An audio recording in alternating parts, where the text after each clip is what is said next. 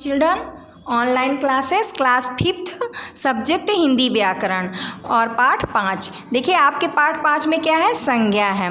तो संज्ञा को हम स्कूल इंग्लिश में क्या कहते हैं, नाउन कहते हैं। तो नाउन यानी संज्ञा, इसमें नेम यानी इनके नाम के बारे में हमें पढ़ना है। तो संज्ञा का अर्थ है नाम। तो निम्नलिखित अनुच्छेद को पढ़िए और हमें समझना है।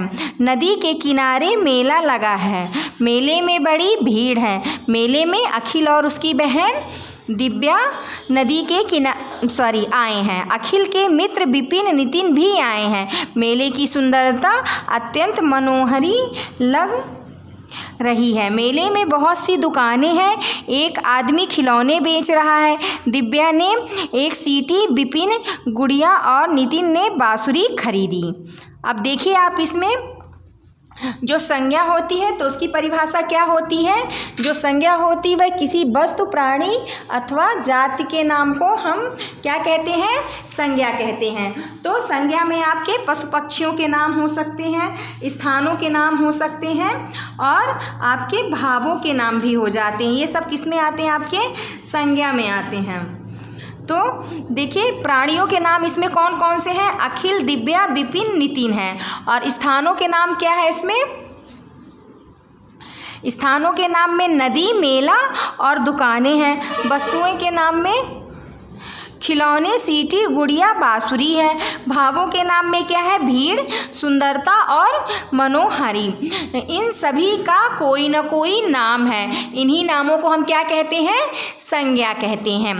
तो संज्ञा की डिफिनीशन क्या हो गई, किसी प्राणी, वस्तु, स्थान या भाव के नाम को संज्ञा कहते हैं। देखिए संज्ञा के भेद, संज्ञा 3 प्रकार के होते हैं। संज्ञा के कितने भेद होते हैं, संज्ञा के 3 भेद होते हैं। तो पहला भेद कौन से हो गया, व्यक्तिवाचक संज्ञा। सेकंड हो गया आपका दूसरा जातिवाचक संज्ञा और तीसरा क्या हो गया, भाववाचक संज्ञा। तो व्यक्तिवाचक संज्ञा को हम क्या कहते हैं, प्रॉपर नाउन इंग्लिश में। तो किसी विशेष व्यक्ति, वस्तु या स्थान के नाम को हम क्या कहते हैं, व्यक्तिवाचक संज्ञा कहते हैं।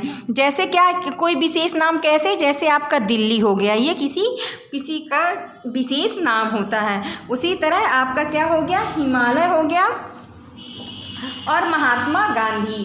तो किसी विशेष के, जैसे किसी का भी नाम हो सकता, आपका, हमारा, किसी का भी नाम हो सकता। तो हम लोग किसकी श्रेणी में आते हैं, संज्ञा की श्रेणी में आते हैं। तो अब देखिए सेकंड में क्या होता है, जातिवाचक संज्ञा। तो जातिवाचक संज्ञा क्या होती है, जिन शब्दों से संपूर्ण जाति का बोध होता है। जितनी भी जाति होती हैं तो उसे हम क्या कहते हैं, आपके जातिवाचक संज्ञा कहते हैं।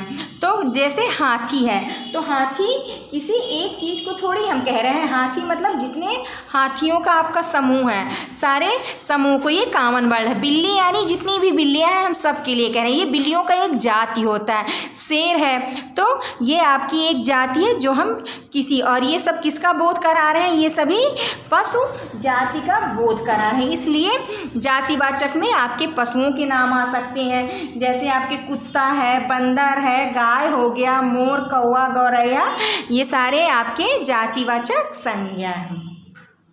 अब देखिए थर्ड नंबर क्या है, भाववाचक संज्ञा। भाववाचक संज्ञा क्या होती है, किसी भाव, प्राणी व वस्तु के गुण, दोष या दशा का एक जान कराने वाले शब्द भाववाचक संज्ञा कहलाते हैं। तो किसी भाव यानी आपके भाव, जैसे जब आपको चोट लग जाती है तो आपका क्या होता है, भाव यानी आप दुखी होते हैं कि खुशी होते हैं, वो आप बता नहीं सकते, वो आपके चेहरे के भाव से स्पष्ट हो जाता है। उसी तरह प्राणी के जैसे गुण, दोष यानी जैसे वो अच्छा है कि बुरा है और उसकी दशा का एक जान कराते हैं, वो हमें क्या कहलाते हैं, भाववाचक संज्ञा कहलाते हैं।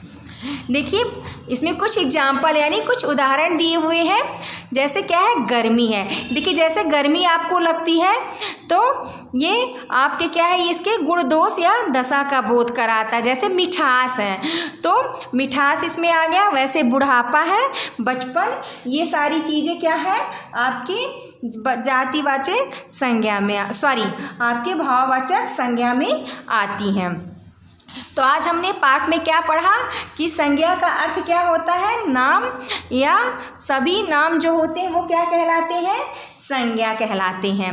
और किसी वस्तु, प्राणी, स्थान या भाव के नाम को हम क्या कहते हैं, संज्ञा कहते हैं। और जो आपके संज्ञा होती है वो क्या हो सकते हैं, व्यक्तियों के नाम हो सकते हैं, यानी ये सभी जो व्यक्ति होते हैं या स्थान होते हैं ये सभी संज्ञा में आते हैं। फलों के नाम हैं वो भी आपकी संज्ञा में आते हैं, सब्जियों के नाम ये सभी संज्ञा में आते हैं, बच्चों के नाम हो गए, वस्तुओं के नाम हो गए, ये सभी किस में आते हैं, आपके संज्ञा में आते हैं। और संज्ञा के 3 भेद होते हैं, व्यक्तिवाचक संज्ञा, जातिवाचक संज्ञा और भाववाचक संज्ञा।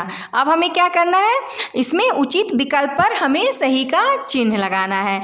तो फर्स्ट क्वेश्चन क्या है, संज्ञा किसे कहते हैं, प्राणी और वस्तु को, स्थान और भाव को, या इन सभी को। तो इसका आंसर इन सभी को होगा। शेर किस प्रकार की संज्ञा है, तो शेर आपकी जातिवाचक संज्ञा है।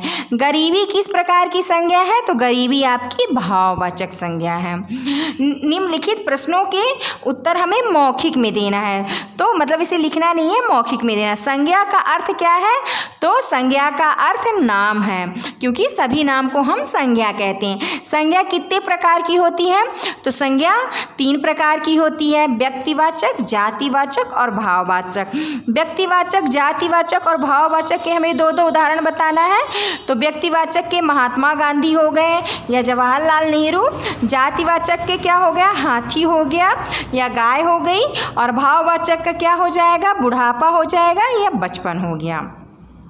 अब नीचे दिए गए शब्दों से रिक्त स्थान हमें भरना है। तो सभी नाम होते हैं, क्या होते हैं, सभी नाम संज्ञा होते हैं। संज्ञा के 3 भेद होते हैं। और नेक्स्ट क्वेश्चन देखिए, जिन शब्दों में संपूर्ण जाति का बोध होता है उसे हम जातिवाचक संज्ञा कहते हैं, और महात्मा गांधी व्यक्तिवाचक संज्ञा है। सही कथन पर सही तथा गलत कथन पर हमें गलत का चिन्ह लगाना है। अखिल तथा दिव्या व्यक्तिवाचक संज्ञा है, ये सही है। आम तथा बिल्ली भाववाचक संज्ञा है, ये गलत है।